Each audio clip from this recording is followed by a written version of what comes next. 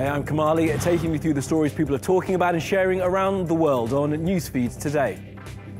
So the UK blame Russia for poisoning a former spy, and the Prime Minister sets a deadline for Moscow. But what can she do? Hashtag I Love a Muslim Day created to counter Islamophobia in the UK. The United Nations says Facebook is to blame for spreading hate of Rohingya in Myanmar. We'll ask the journalists who worked in the region how much blame can be placed on the social network. And if a glacier breaks in Argentina and no one is around to see it, does it make a noise? The answer, yes.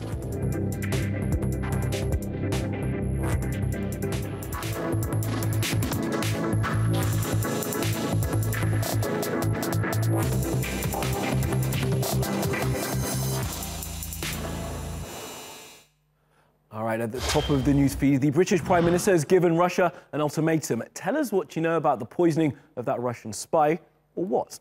Well, we'll find out soon, as Theresa May has given Russia until midnight to respond. They've just said they've got nothing to do with it.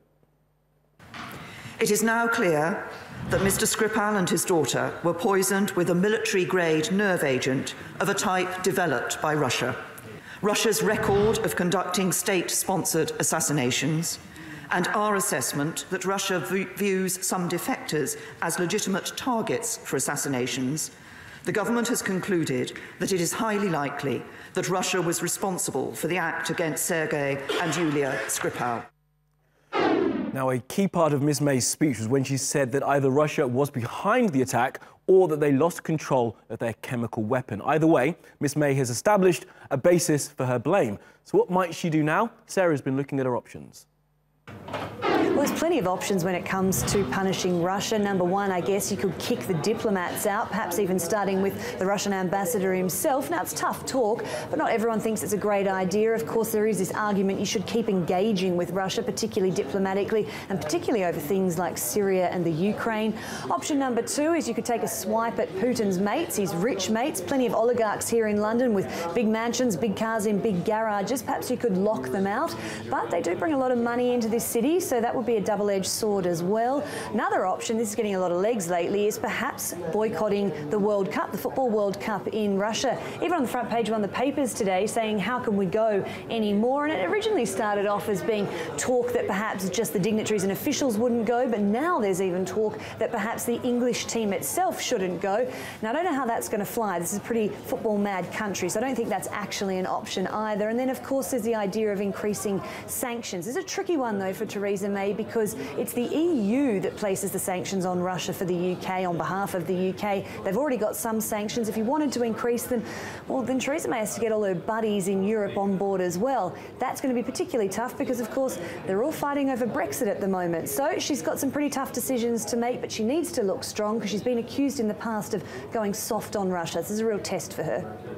A real test indeed. Now, what do you think Theresa May should do? If you're watching us on Facebook or Periscope, let us know your thoughts. The phrase deadline for Moscow has thrown up lots of comments on Twitter. Here's a couple that made us smile. Well, Sarah said, if someone accused me of a crime without any conclusive evidence, then gave me a midnight deadline to own up or else, I'd laugh them out of the room.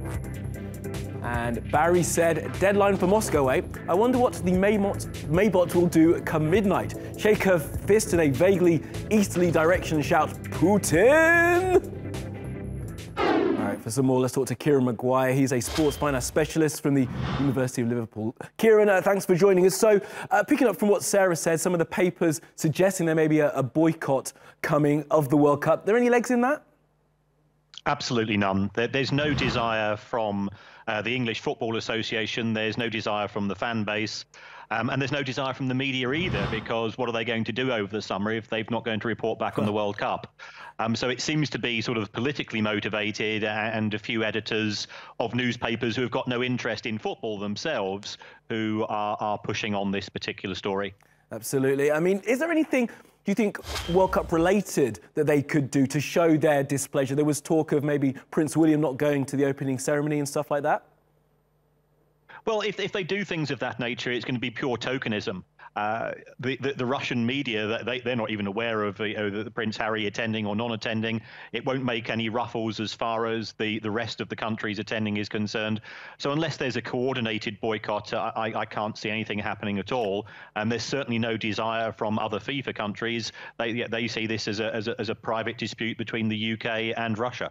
And of course, sport and politics interject quite often. Just give us some of the precedent that you know of sport and politics kind of mixing in this way. I'm thinking of like the Moscow Olympics of 1980. Well, all that happened in 1980 was that there was a partial boycott, which resulted in a tit-for-tat exchange in 1984 when Russia refused to attend. There's not a lot of good blood between Russia and sporting authorities anyway, because of what's happened in terms of the state-sponsored doping issues and then the Olympic Games. So I just really can't see it taking place. There's no desire from anybody apart from one or two politicians who are just trying to make capital out of this. There's got to be a political solution. It should be. We'll find out in a few hours' time. Kieran, thank you very much. Now, a BBC journalist is getting praise online for sharing a video of himself doing his job and asking Vladimir Putin the question he doesn't want to answer. President Putin, BBC News. Is Russia behind the poisoning of Sergei Skripal? Слушайте, я занимаюсь сельским хозяйством. Как вы видите, это направлено на то, чтобы создать условия для жизни людей. А вы мне говорите о каких-то трагедиях. Сначала разберитесь там, а потом мы с вами будем обсуждать. We'll talk about it later. OK, let's have a look at what else is trending on social media. Hubert de Givenchy has died, and the man celebrated for creating the little black dress, or LBD as my producer tells me it's also known, is being feted online. It's a Givenchy dress that's worn by Audrey Hepburn in the opening scenes of Breakfast at Tiffany's.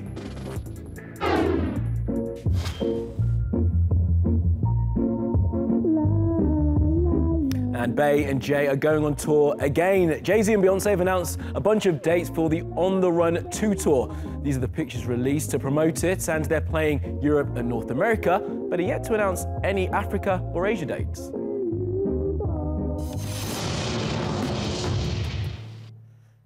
Now, British police are investigating letters which have been sent out encouraging people to punish a Muslim. We'll talk about whether Islamophobia is on the rise in the UK in a minute. First, take a look at this.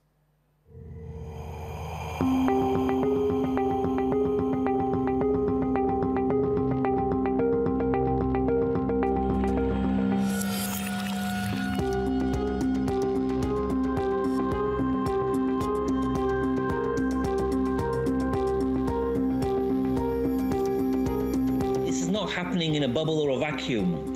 These kinds of comments and threats are made by people who are actually looking at, seeing and reading and thinking about all of the negative hatred and bile produced by the right-wing organizations, the right-wing media against Muslims.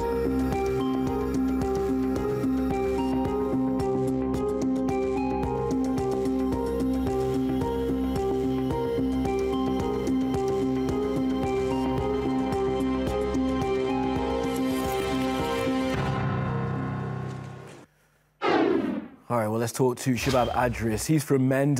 He's a colleague of the gentleman you saw in that video from Muslim Engagement and Development. Shabab, thank you so much for joining us. So tell us what you've done to counter this hate. Well, it was really important that all of the letters that were received by the people were reported to the police. They have been the first port of call for all of us across the country, where we contacted the relevant chief constables and the chief superintendents to raise awareness. And what we have seen is an increase of reporting of these letters. Apparently 9 letters were reported in Bradford and several more throughout the country, including Cardiff, Leicester, London, and a couple of other places as well. But Shahab, it was more than that, wasn't it? It was more than that. It was you actually giving out letters talking about Love a Muslim Day.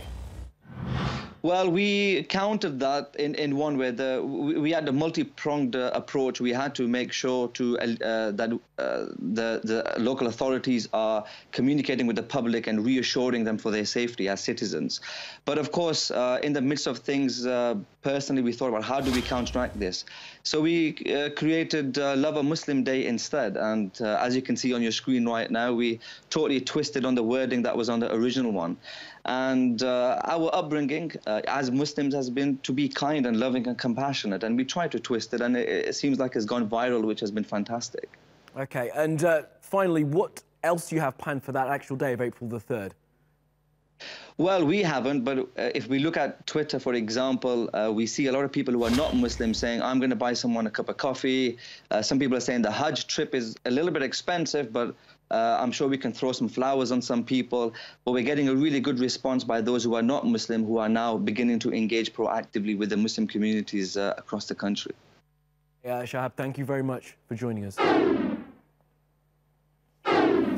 Now, hundreds of thousands of Rohingya have fled persecution in Myanmar. The government of Myanmar's leader, Aung San Suu Kyi, has blamed terrorists. The UN has called it ethnic cleansing and has added Facebook to the list of those to blame for what's happening. Now, it says the platform was used to spread false information and generate hate between communities. Well, one journalist who was in the region in the past few years is Jennifer Rigby. She joins us now. So, Jen, you've seen Myanmar from the ground. What sense do you have of the conflict between the communities?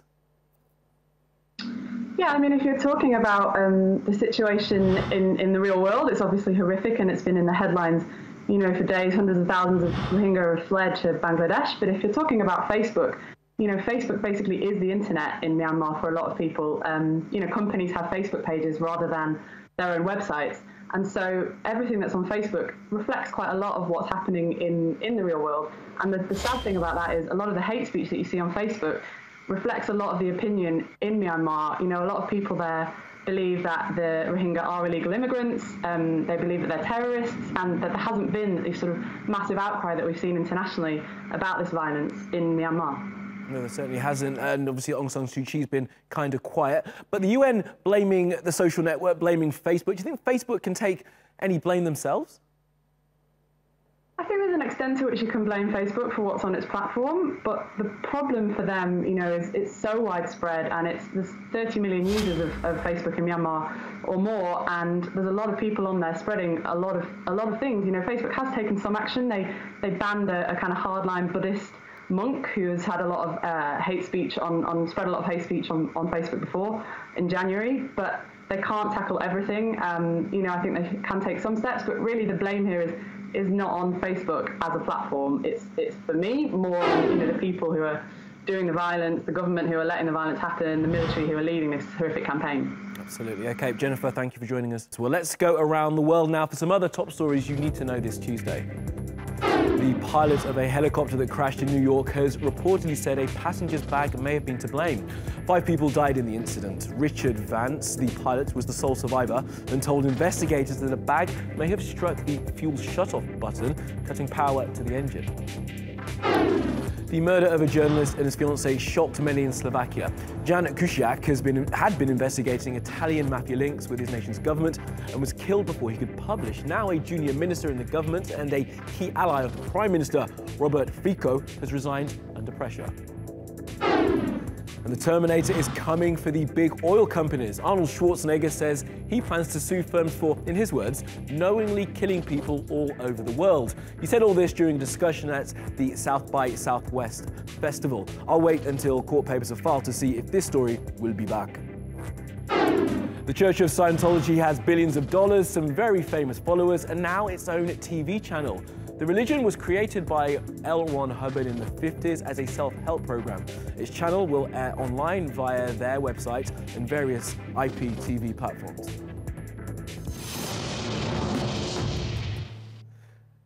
Now, tourists in Argentina will get to see a rare natural phenomenon for the next few days, and thankfully for us, it was caught on camera.